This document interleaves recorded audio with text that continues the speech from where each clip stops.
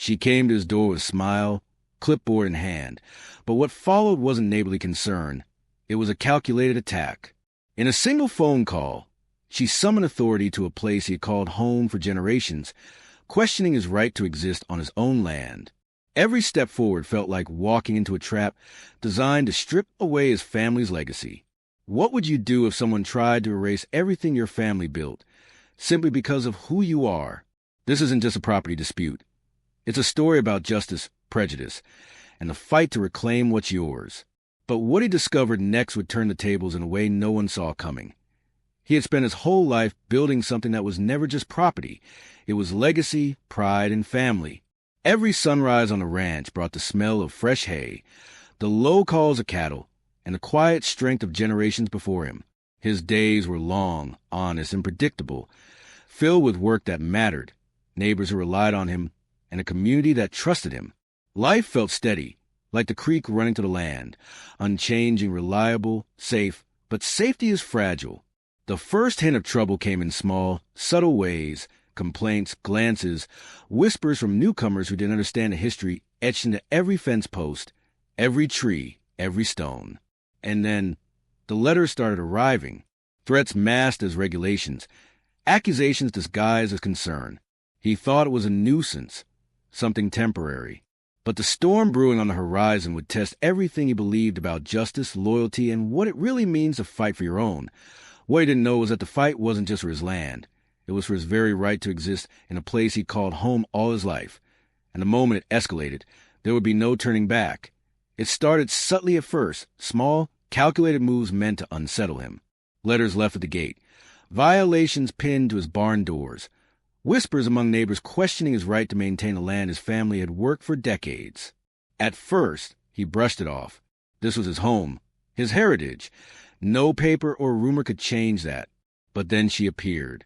Karen, clipboard in hand, radiating authority, her white Mercedes gleaming in the morning sun, as if announcing her power before a single word left her lips.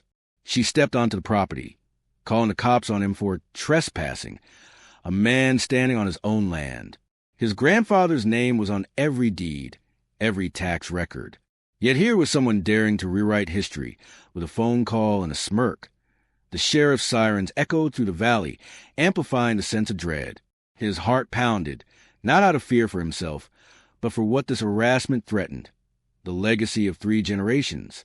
While officers arrived, he held the original deeds, the proof of a lifetime's work, yet the tension in the air was suffocating. She was confident, certain the law would bend to her suburban rules.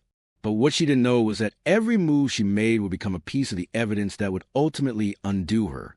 Then came the community meetings, the inspections, the emergency complaints to every authority she could find. Each step was a new trap. Each citation a sharpened dagger aimed at his livelihood. The local code officer, clipboard shaking in his hands, measured fences that had stood for 70 years, critiqued barns built with expertise and care, and questioned livestock that had grazed the land for decades. Each visit added weight, a constant pressure designed to wear him down. Neighbors whispered.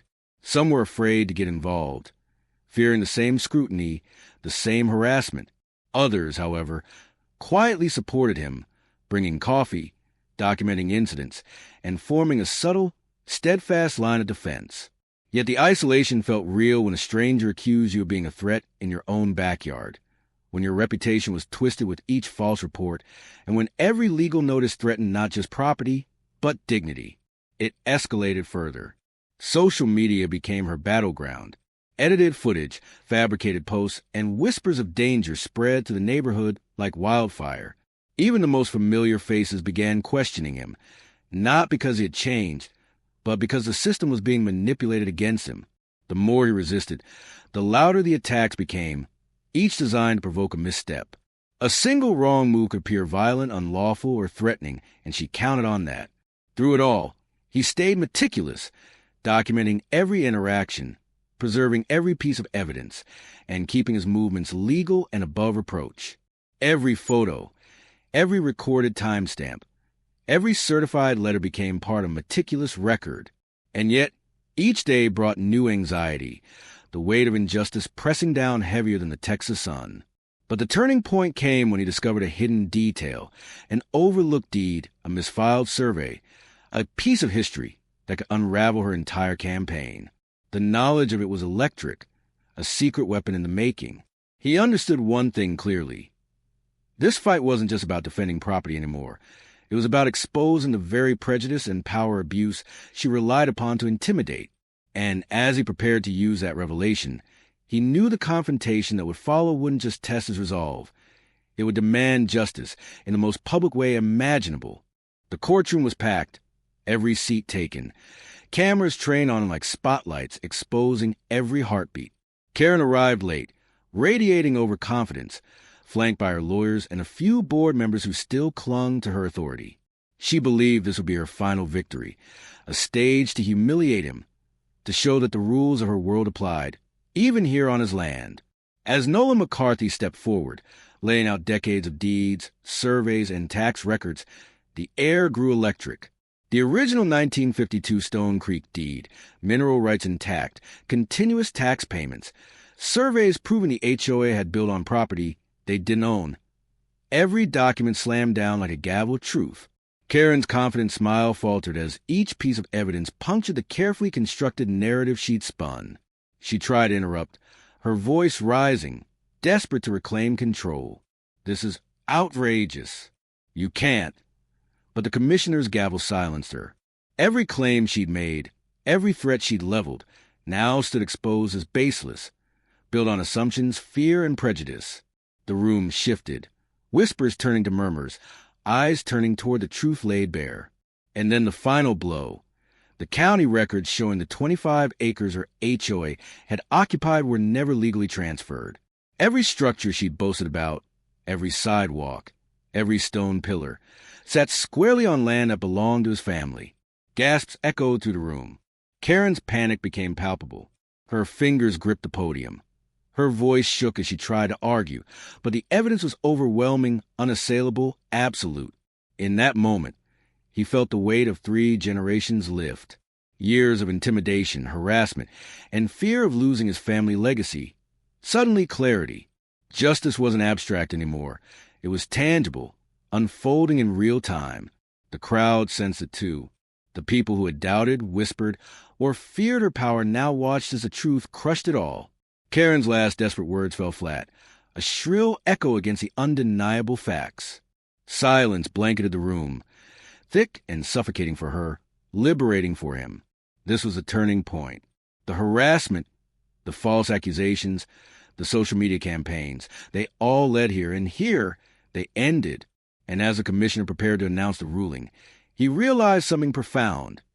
The battle wasn't just about land. It was about respect, legacy, and the courage to stand against injustice when the odds seemed impossible. The gavel fell, final and resolute. Karen's claims were dismissed, her HOA stripped authority, and his family's land fully restored. Relief washed over him, not just for the victory itself, but for what it represented. 3 generations of hard work, of blood, sweat, and resilience were recognized. The community that had once been silent now stood with him, witnesses the truth, voices echoing support for justice over prejudice. But the real victory went beyond legal titles. It was in the dignity reclaimed, the fear replaced with courage, the quiet message sent to anyone who had ever doubted their worth because of the color of their skin. The fight had been painful, exhausting, and deeply personal, but it became universal. It showed that standing firm, documenting the truth, and refusing to be silenced can break cycles of intimidation, harassment, and systemic bias. He walked the familiar paths of the ranch, Roosevelt at his side, the creek running clear, the smell of earth and grass grounding him. Every step felt heavier with history, yet lighter with hope. This was a place built on integrity, not entitlement. And while one battle had ended, the story lingered, a reminder how easily power can be misused and how courage can reclaim it. In the end, the lesson was simple yet profound. Injustice thrives in silence, and prejudice persists when truth is ignored. But when people stand together, when evidence, persistence, and resilience meet oppression, change is inevitable. So ask yourself, how many times have people been forced to fight for what's right, just to have their humanity questioned? And how many more we'll have before the world finally decides that equality isn't negotiable and justice isn't optional? Because the truth is this: courage isn't just surviving the storm. It's facing it head-on and daring to believe that justice can prevail,